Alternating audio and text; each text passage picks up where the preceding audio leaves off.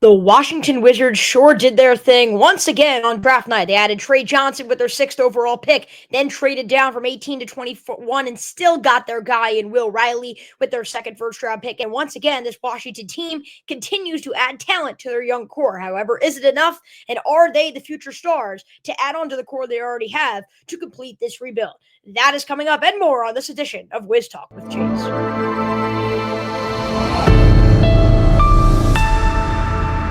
Hello, everyone. Welcome back to Wiz Talk with Chase. I am your host, Chase Coburn. Washington Wizards. It's been about a week since they wrapped up their NBA draft, and they sure did an incredible job, in my opinion. And look, some people are mad that the Wizards were not able to snag Ace Bailey at 6th overall. And I mean, when I had Matthew Hushman on to preview the draft on the show, the conversation was, is it Ace Bailey or Jeremiah Fears? Because it looked like if one of those two was available, Washington would go in that direction. But Bailey gets picked 5th by Utah. Utah says, you know what, Bailey, you don't want to play for us? That's okay. We're going to take you anyway. That's a whole different conversation for a different day. Meanwhile, instead, the Wizards are able to snag a guy like Trey Johnson at number 6 instead of Jeremiah Fears. And looking back in hindsight, I truly do think that it was a better decision to snag Trey Johnson. Obviously, we haven't seen either of them on an NBA court. So obviously what we see this coming season and then through the remainder of their careers are going to say a lot about whether that was a good decision or not. But I think that after the Wizards traded Jordan Poole, I think personally Trey Johnson fits the bill better as just your go-getter as a scorer. I think Jeremiah Fears is a very talented player, but maybe more of a raw prospect. You look at a guy like Trey Johnson, he can move the ball really well, shoots the 3 ball as good as anyone in the country, was the best freshman 3-point shooter in the country last year with Texas. I think he's taking Jordan Poole's role as the primary ball handler, and I think you'd want a guy like him who could just score the ball at ease. I mean, he's not a terrific playmaker, but I think what the Wizards said about this deal, about kind of getting rid of Poole, adding Trey Johnson, is that they're definitely thinking of Bub Carrington more in like that Chris Paul role. He's not going to be your go-to scorer. He's not going to lead your team in points, but he can set others up for success. He can nail the mid-range shot and hopefully provide some good leadership abilities at the starting point guard spot. I think the way now that we think of Bub Carrington needs to be tweaked, because I think a lot of people thought, okay, this is this quick little kid, can drive to the rim, Russell Westbrook type, but I think the Wizards see him in a different way, and they see Trey Johnson more of like the shooting guard who could still be a primary ball handler, but more of that primary scorer, more of that guy who can shoot from the outside, has the more athleticism, but more of Bub Carrington as kind of the controller, the steadier, if that makes sense, just kind of readying the offense for whatever is to come and kind of just being the commanding leader. And I think that you saw that, whether it's Bub getting the shots on the final stretch, that's a role that they wanted Bub Carrington to fill here in DC. And now that you add Trey Johnson, I think they're going to complement each other really well as the 1-2 guards in the backcourt. And I think that, Washington still has some other talent. You look at AJ Johnson, we'll talk about kind of that guardish forward, and Will Riley as well. And then, they have some other guards that are going to try to get playing time, but I would not be surprised if by the end of the year, it is Bub Carrington and Trey Johnson that are starting in this backcourt, because I really do think that is the future of what the Wizards are trying to do. Both of them really high upside guys, both of them had a ton of potential. I think when you're looking at a guy like Trey Johnson, I think you're saying he could be that future franchise guy at guard. I think that, you have Alex Sarr at center, you have a decent core. With Trey Johnson at guard, I still believe you need that extra forward, and if you're not able to acquire someone from the draft next year, like an AJ Bedanza, you look to the draft. I think, or look to free agency, excuse me. Again, we're going to talk about this. The Wizards have over $100 million to spend next summer, and that's going to be a big conversation depending on how they develop this coming year. So I still think they need someone else. I don't think Trey Johnson is like, drafting him. It's not like a Cooper Flagler, like, okay, you definitely have your franchise guy. Now,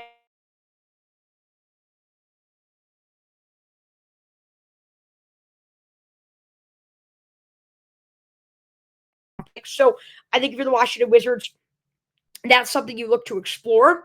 But I think overall, Trey Johnson's a terrific pick and who's going to do some great things in DC. Then at 21st overall, they traded back 3 spots, which I was concerned about because I'm like, what's going to happen? But the guys that went off the board in the meantime, I don't think really would have fit what Washington wanted to do. Some people had them mocked, Kasparis Yakuchonis. In hindsight, Yakuchonis really would not have been a good fit with this Washington team, because kind of just doesn't really fit anywhere. I don't think the Wizards want a tall guard. He can't really play forward though either. So just kind of doesn't really work well with their core. And I think that, some people were like, oh, maybe you took Walter Clayton. Walter Clayton was the guy who went 18, but just to Utah.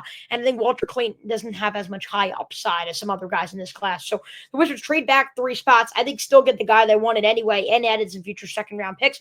And that is Will Riley. I mean, Riley can attack the rim really well. He's a decent playmaker. He can move without the ball and works well with other ball dominant scorers. And his shot was inconsistent in college, though I believe it could develop. When you look at a guy like Will Riley, he can play that wing spot. He can drive to the rim. He can set his teammates up for success, but also playing well off the ball. There are going to be some inconsistencies there. That's why this guy wasn't really mocked high, and that's why some people were concerned. But he's a high upside pick, and I think just in terms of upside, he was a better pick and a better fit for this Washington team than the other guys that were on the board. If they would have gone for a guy like Danny Wolf to complement Alex Sarr in the interior, or if they would have drafted a guy like Liam McNeely because you saw the shooting prowess and you saw what he can do in high school, if they would have gone that direction, I wouldn't have been mad. But I think in hindsight, you're looking and you're saying that Will Riley is that high upside guy. You're looking at a guy who's 6'8", and who knows what he could provide. And then if Keyshawn George is more of your spot-up shooter and defender, and Will Riley is the guy who can attack the paint, the Wizards are adding a ton of different types of players to this team. And if most of them can pan out, this is going to be a very versatile offense and a very versatile defense as well. And I think it's going to be very tricky for teams to figure out once these guys do develop. So Will Riley, I think a lot of people are high on him ever since he was drafted. Again, not on many people's radar, but I don't think that's a problem. I think this is a guy who just simply you're drafting for upside. Who knows if it's going to work out or not? But I think if you're the Washington Wizards and you're looking at the 21st pick and you're looking at the other options available, I think you're saying to yourself, you go upside, and Will Riley is that definition of going for upside here in this NBA draft.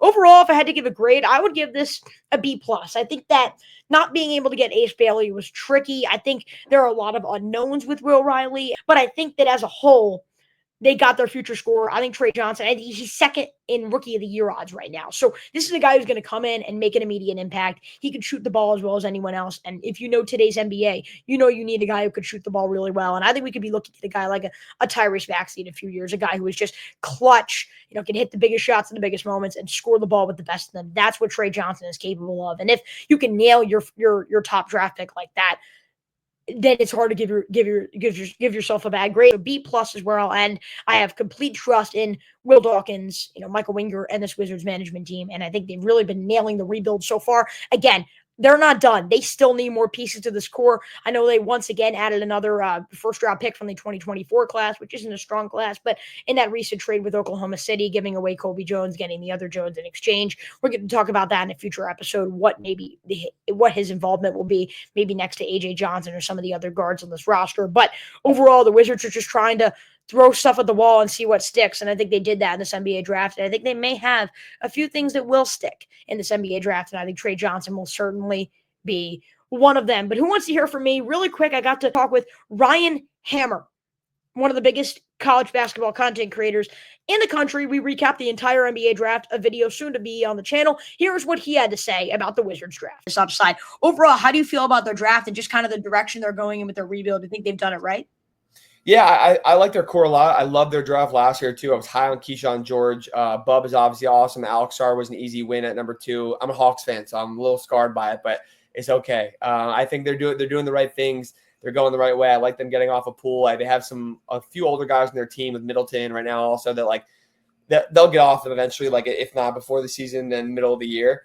But I like where they're going. I like the Jameer Watkins pick also. And I think that they're doing a pretty decent job. Trey Johnson was my number 3 prospect. I think he's one of the best scorers I've ever seen in terms of draft prospect and evaluation. So he's going to be unbelievable. He's an underrated playmaker. So I think he could be I think he's going to end up being the best player that the Wizards currently have long term. Be sure to check out that recap with Ryan whenever it does come out. Again, should be out pretty soon right after this video is published, so please be sure to check that out. Thank you guys so much for joining me today here on Wiz Talk with Chase. I hope you guys did enjoy. As always, please subscribe, follow, share, and view. Signing off, I'm your host, Chase Coburn, saying so long from Chase's Sports News.